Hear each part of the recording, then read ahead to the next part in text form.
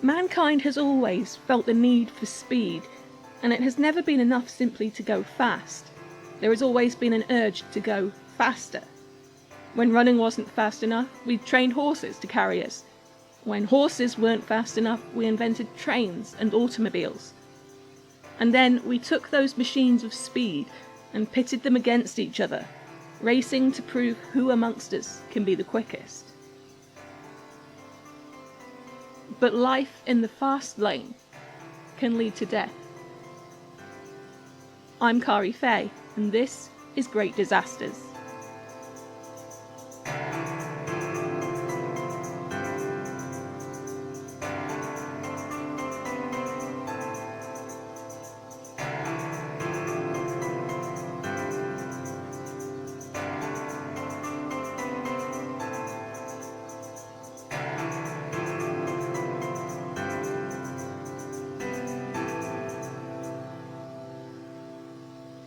The sport of motor racing dates back to the 19th century, pretty much as soon as we had motors we could race with. Unlike modern racing, those early races were almost exclusively road races, since there weren't any purpose-built motor racing circuits until 1907, but a few were conducted on circuits originally designed for horse racing. The sport quickly began to evolve past turn up with a car and get from point A to point B faster than the other cars. As it grew in popularity, manufacturers started building cars specifically for racing, streamlining their design and performance to go ever faster. In 1923, a new kind of race began in Le Mans, France. This was not a test of speed, but of endurance.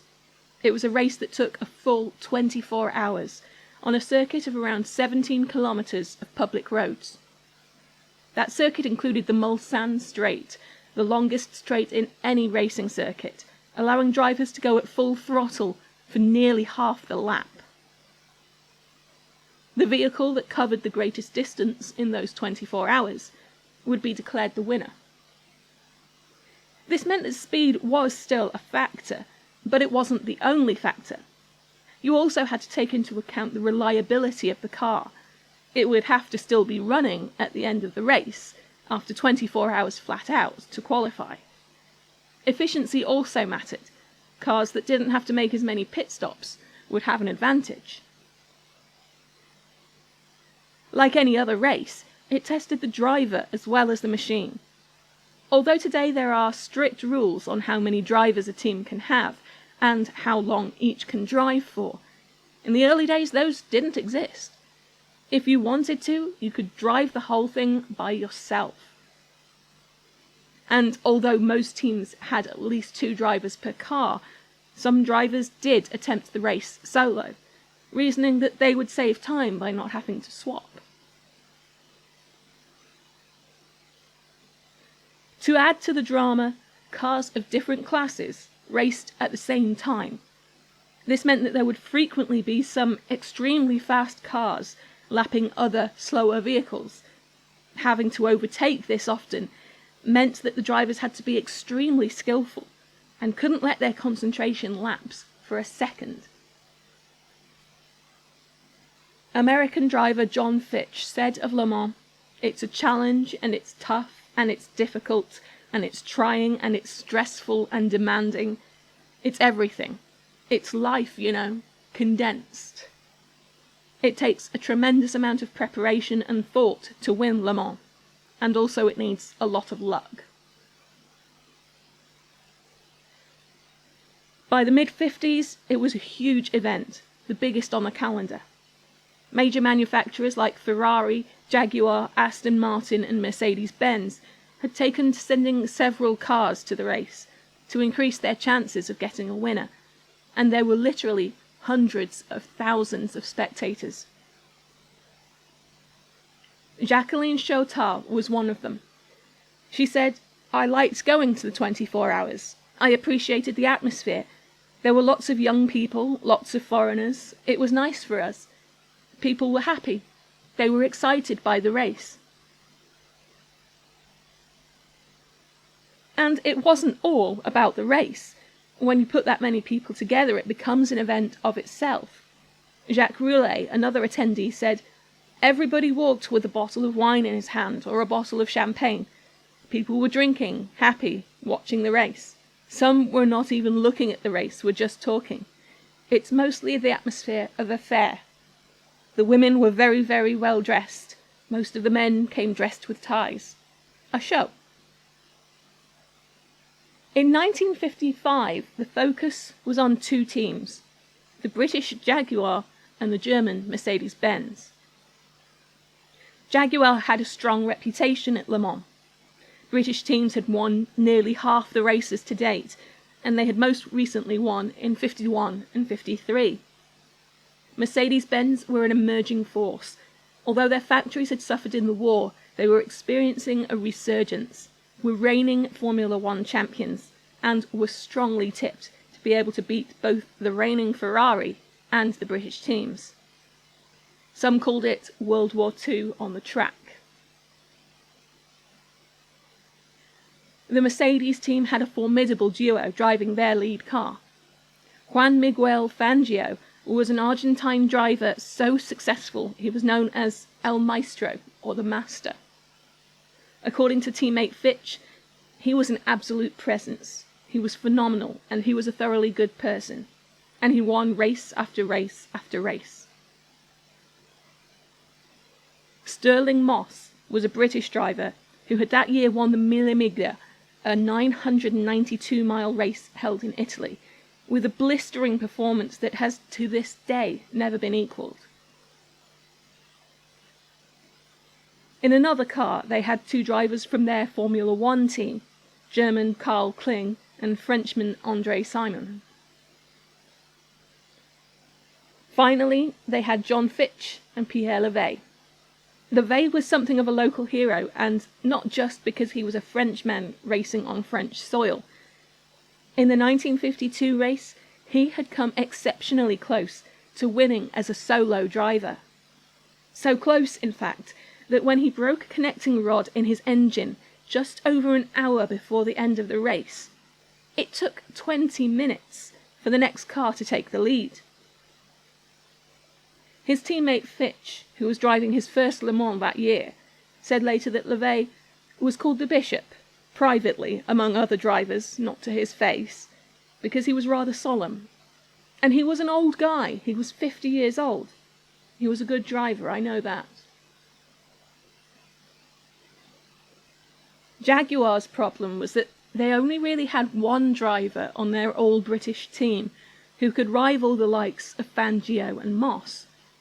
That star driver was Mike Hawthorn.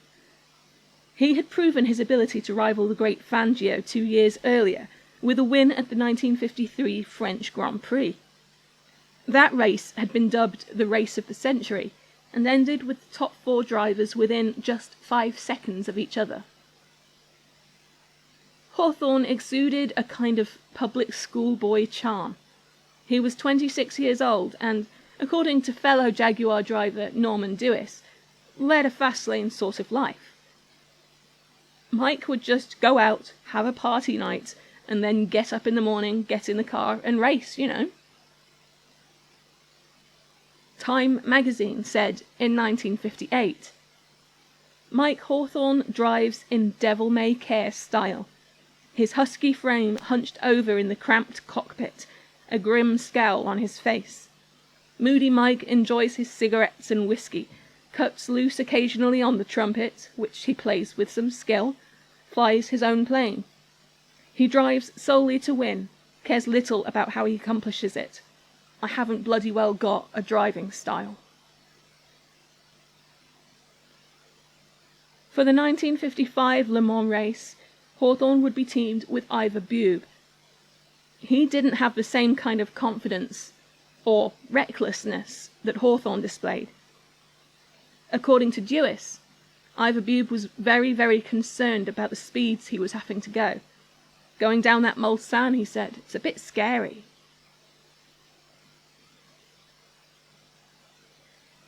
This meant that every time the drivers swapped, when Fangio and Hawthorn left their cars, Moss was likely to outclass Bube and take the Mercedes into the lead. There was only one way that Hawthorn might be able to overcome that advantage, and that was to force some kind of mistake that would take the German car out of the race. When the tricolour flag dropped and the drivers ran to their cars to start the race, that's exactly what Hawthorn set out to do. Dewis said later, Fangio and Hawthorn seemed to forget it was a 24-hour race.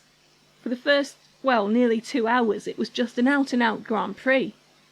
Every lap either Fangio was leading or Hawthorn was leading, and they were breaking lap records consistently, lap after lap. The audience loved it. They crowded around the track, angling for the best view. Some stood on trestle tables or ladders so they could see more clearly. As the lead cars roared towards the end of the 35th lap, where they would start to pull into the pits to swap drivers, everyone wanted to see what was happening. Bernard Chotard, attending with his wife Jacqueline, said, "The Mercedes and the Jaguar were battling it out. We were leaning forward to see which car was winning, and then I saw a white underbelly flying upwards." They froze for a moment, then Bernard pulled his wife down to the ground as a car broke into pieces and the shards flew over their heads. "I said this can't be happening. It can't fall on the crowd," Jacqueline later recalled. "And then we saw it zigzag over people. It was terrible, horrible. It's something we'll never forget. Never. Never."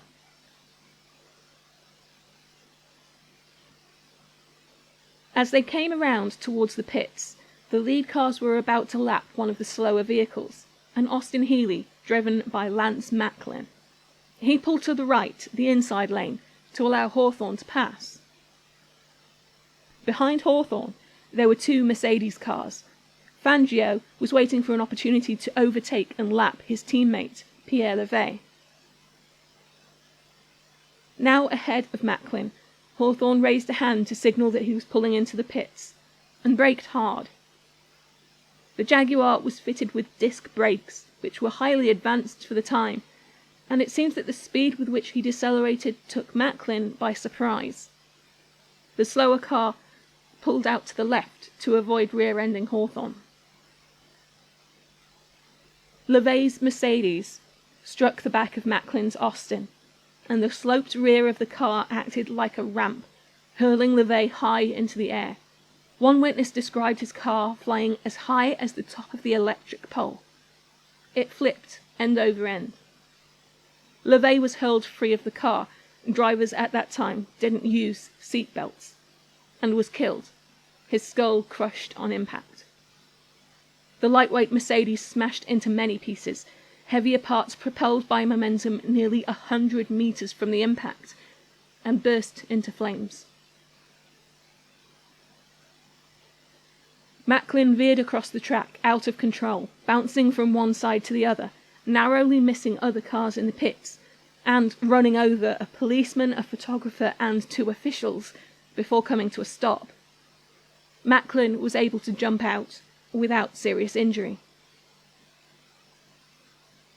The spectators, packed into the grandstand and the terraces across from the pit, were not so fortunate. Gisèle Paquier was in that crowd. She had been particularly excited to attend the race, as it was her first outing since the birth of her child just a month before, and because a friend was one of the race stewards, she and her husband Henri had secured prime positions overlooking the pits. To the right and to the left, people were screaming and crying.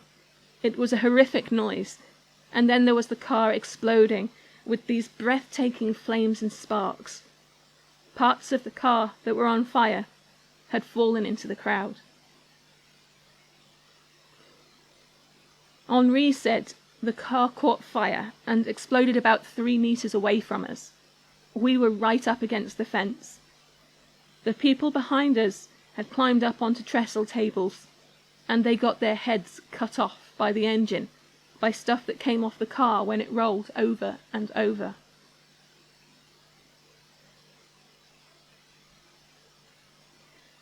Even today, it's unclear how many people were killed in the crowd that day.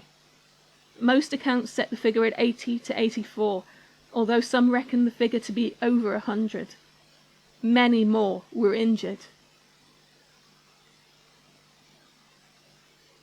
"It was very quick," Giselle said. "I saw that car explode, and that's when I protected my face. My arms and my hands were burnt because I was protecting my face. People were screaming, shouting. I have a memory of people picking bits of flesh off each other from those who had fallen on top of them."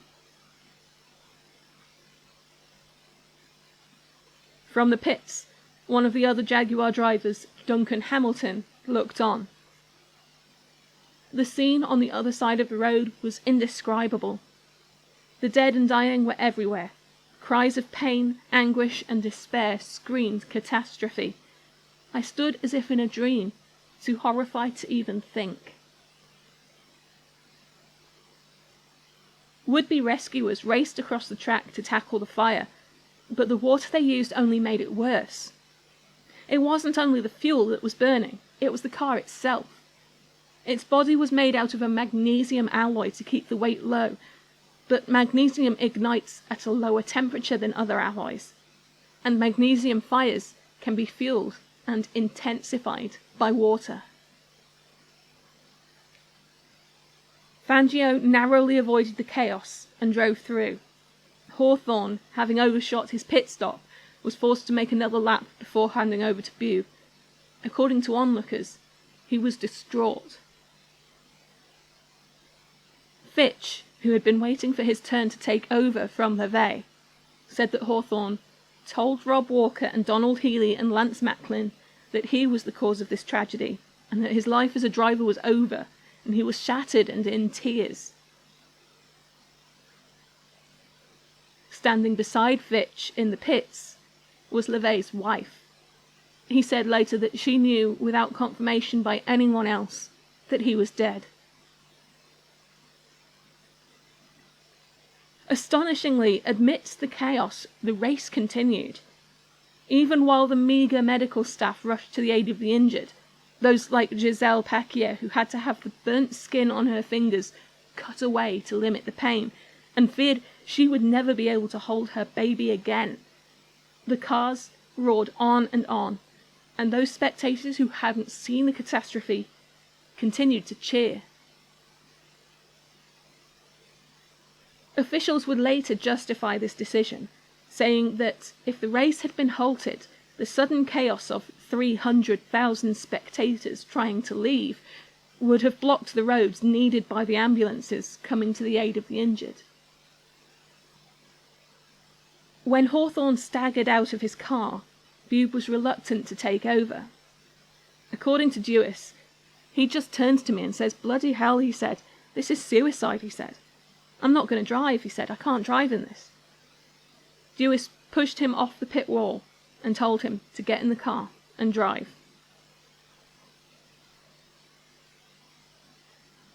The Mercedes team also had misgivings about continuing. Although they continued to race, behind the scenes their team contacted their company directors and obtained permission to withdraw. At 1:45 a.m., more than 6 hours after the crash, the two remaining Mercedes cars were pulled into the pits and retired. They had been in first and third place at that point.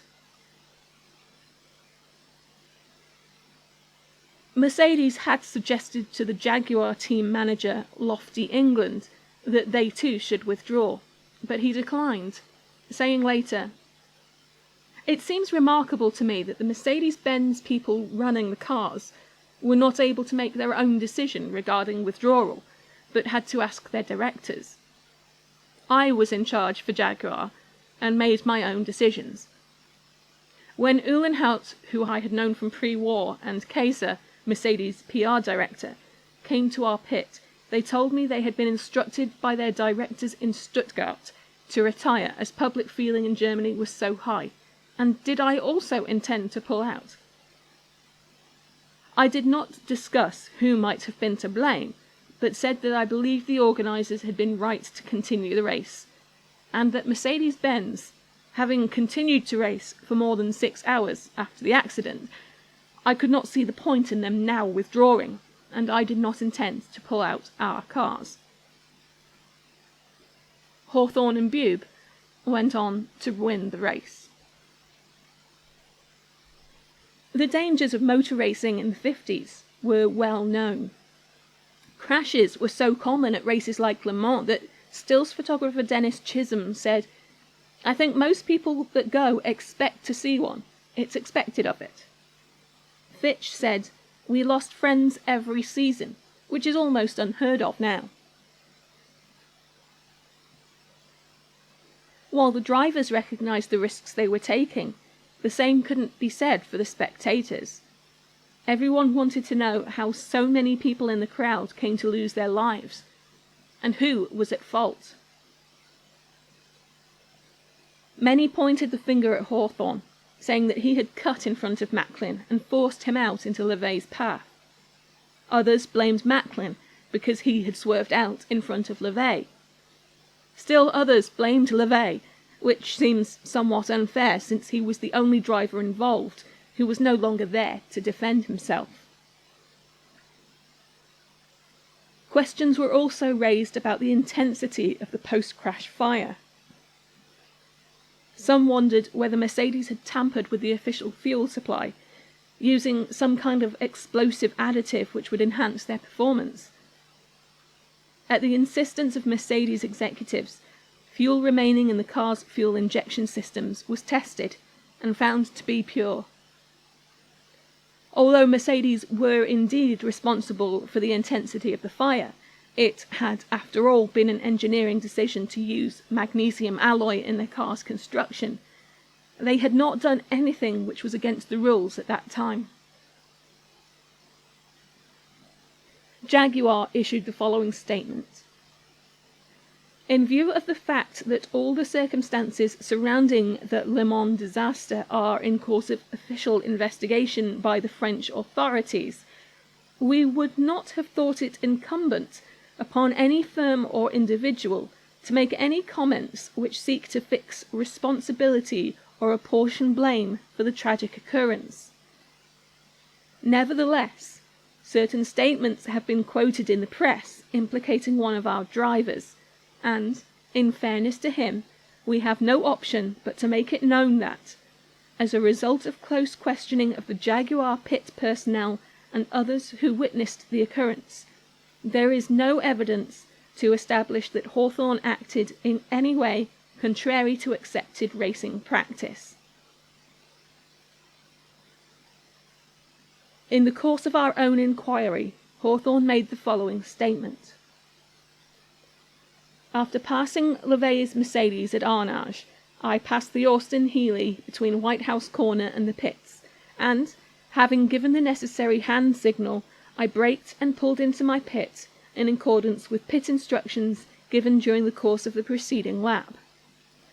In my judgment, I allowed sufficient time for the driver of any following car to be aware of my intentions, and for him to take such action as might be required, without danger to others. In view of the foregoing statement and the evidence of Jaguar pit personnel who witnessed the occurrence, the company is of the opinion that any adverse criticism of Hawthorn's driving is without justification. On the 15th of June, Mercedes-Benz executives made their opinions clear at a press conference. Dr. Fritz Nallinger stated his opinion that Hawthorn's pit stop caused a chain reaction which forced the Austin Healey to turn to the left, brake sharply, and finally skid. This caused Levay's Mercedes to collide with it and run up the embankment.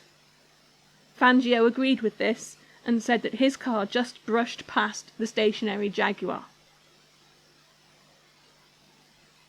Amongst the drivers there was, and still is, similar disagreement. Fitch was unequivocal. Mike Hawthorne, by my evidence, by things that I saw and heard and knew from this event, caused the accident. Dewis, however, said, I would never blame Hawthorne. No, never blame Hawthorne. I would put most of the blame on Macklin myself, because if he'd have looked in the mirror, he'd have known he couldn't possibly pull out. My personal feeling is LeVay should not have been in the Mercedes team. The car was too quick for him, for his age. In his autobiography, Challenge Me the Race, published in 1958, Hawthorne denied any responsibility for the crash. Although he didn't specifically state who he thought was responsible, Macklin thought that, by implication, Hawthorne was blaming him. He brought a libel suit against Hawthorne. The official investigation held none of the drivers at fault. The crash had been an accident. It did, however, shine a light on the almost complete lack of trackside safety at motor racing events. The grandstands and terraces where so many spectators had been killed or injured were separated from the track by nothing more than an earthen barrier, a little over 4 feet tall. There had been next to nothing to stop LeVay's car from hurtling into the crowd. The design of the track at that point, where a slight right-hand bend preceded the pit straight, meant that the oncoming cars were pointed directly at the crowd. It also failed to offer a separate track for cars to decelerate into the pits.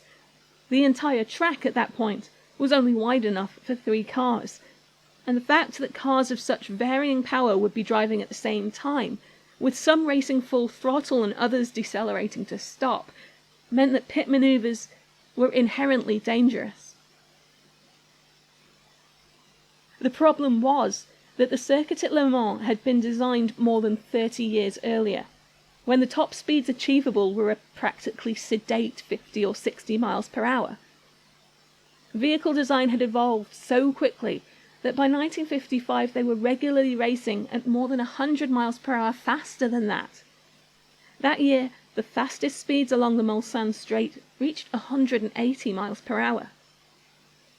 Despite this, the track had changed little since the race's inception, only shortening a little to avoid the expanding suburbs of Le Mans.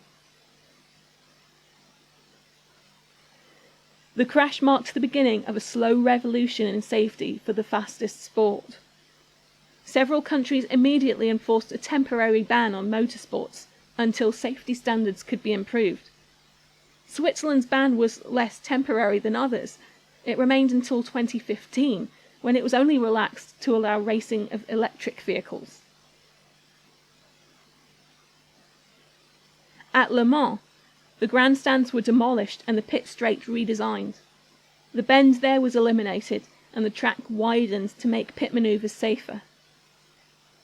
The redesign of the pits meant that the race would now only accommodate 52 cars instead of the previous 60, and the spectator stands were now separated from the track by a wide ditch that would contain any crash.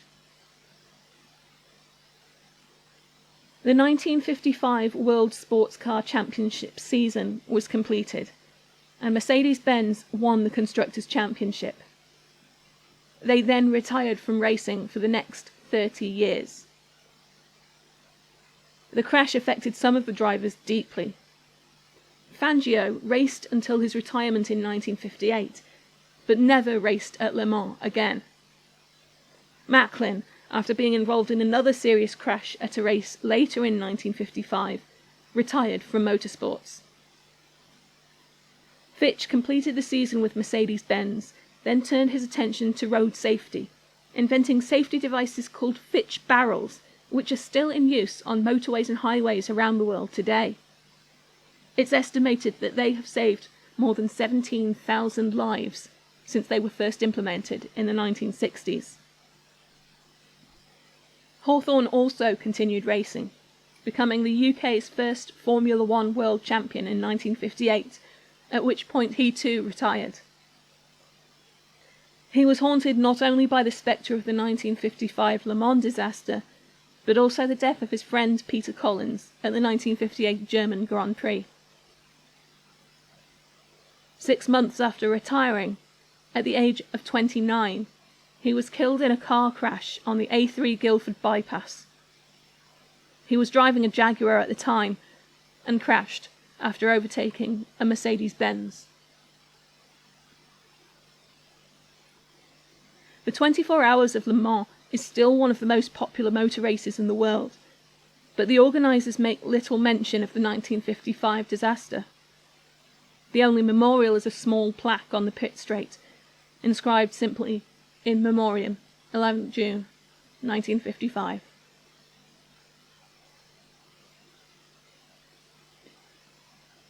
This episode of Great Disasters was written, researched and produced by me, Kari Fay. For more information, sources and further reading, check out the website at www.greatdisasters.co.uk. Special thanks go to Skella Heron and everyone else who supports the show on Patreon. I literally couldn't do this without you. Thanks for listening, and stay safe.